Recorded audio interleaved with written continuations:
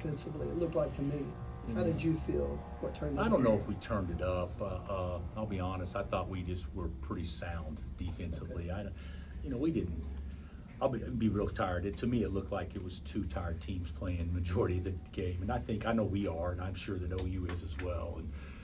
But I thought that from an efficiency standpoint, I thought defensively and offensively we were much better the first half, and they were better. Second half, and they were better the first half. The key is when we got to 11-5 at halftime. To me, that was the biggest stretch of the game.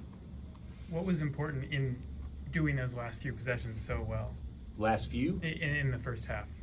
I don't know. It was 11-point game with about 2:14 left. So I don't know what happened. Maybe luck, great coaching. Heck, I don't know what it was.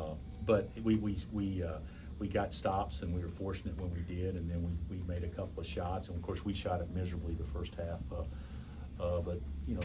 Lig kind of came off the second half. Kevin hit a three that was pretty critical in the second half. How do you feel about his overall performance? I thought he was definitely out of sorts, out of rhythm, but he played within himself, and we don't win the game unless he plays. He still get 10 points or whatever it was, and 8 rebounds, and made, arguably as big a shot as we had in the game. So yeah, we don't win the game unless he plays. So that we were fortunate with that. What can the confidence of finally picking up another road win do for you guys, especially with more tough road dates coming up going forward? Yeah, we got 2 more. Biggest thing is we got to focus at getting rested and then holding serve at home.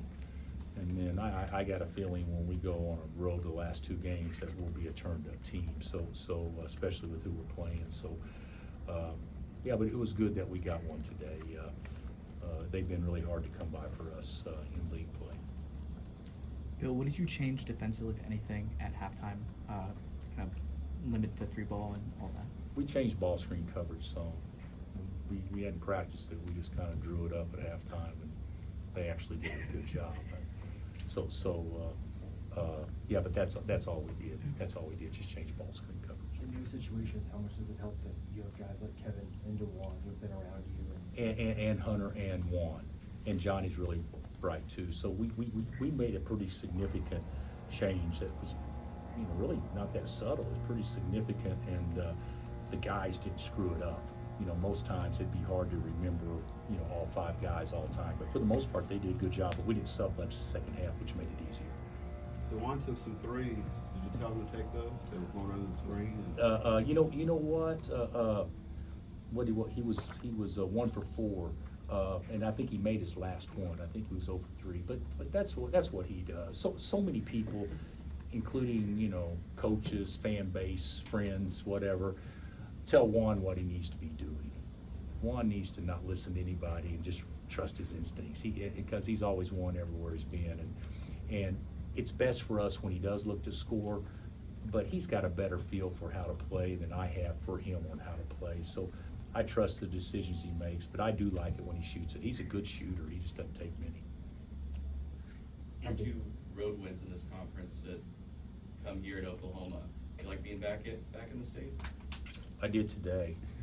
Yeah. As a matter of fact, Oklahoma's the only place that's treated us worth of crap because we won in Stillwater and we won here. So, but we haven't played as well, but. And there's no excuses for playing away from home or whatever, but this league is a monster. You home Saturday at nights and then turn around and play on the road Monday with 30-minute prep. Those are hard games for anybody, especially when you're only playing 5 guys. So we needed to get this one today. How big does this week feel to have it off compared to having a Big 12 SEC Challenge game? Yeah, because that would probably be about the same time, wouldn't it? I think that was always in January, but yeah, we need time off. I don't know. Is OU off this week too? Yep. So and they need time off too. They're so beat up, right now. So hopefully McCollum's not bad, but they need time off too, just like we do. Bill, did you see the projection of you guys being at the West Region 2 seed? I think the last one. No. Is that what came out? Yeah. Those will change a lot between now and 4 weeks from now, but you know, at least we put ourselves in a position to still play what we want to play for. You know, we're not out of it by any stretch, but certainly I don't think that we're quite where we had hoped we were, you know, as of 3 or 4 weeks ago. Will you They- miss coming here after playing OU as a player for so many years and as a coach for so many years? I am not proud to say, but I was winless here. I was winless playing against OU. They had a guy, number 23, left-handed. I can't remember his name. That was pretty good. And yeah, we didn't beat OU when I was at Oklahoma State. So I don't look as forward to it maybe as what you think I do, but based on past memories. But I like coming down here and seeing family and friends. Bill, you touched on it a little bit, but they celebrated Billy's career today. What do you remember about Billy Ball? You mentioned a little bit about it. Well, there's two people that made basketball in Oklahoma, Billy Tubbs and Wayman Tisdale. I mean, they changed how it was viewed everywhere, more so than anybody. Nolan was up there, but not as much as Billy, at least in my eyes. And you know, he's one of those guys that you love to hate, and then after you got to know him, you hated it because you loved him. I mean, he was different. Personality, story after story, kept it interesting. You know, I can tell. You know, I remember when I was coaching with Coach Sutton, and he would beat a team 111 to 74, and we beat the same team 71 to 59. Coach Sutton said, "It doesn't matter. That doesn't matter."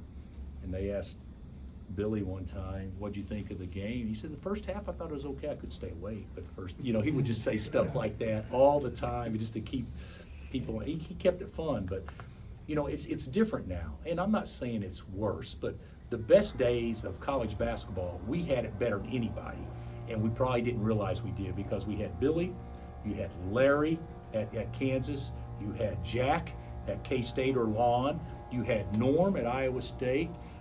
You had Johnny at Iowa State, and then you go back to Cipriano or whatever at Nebraska or what. I mean, those were, and Coach Sutton at Oklahoma State, that was as good as any league's ever had it.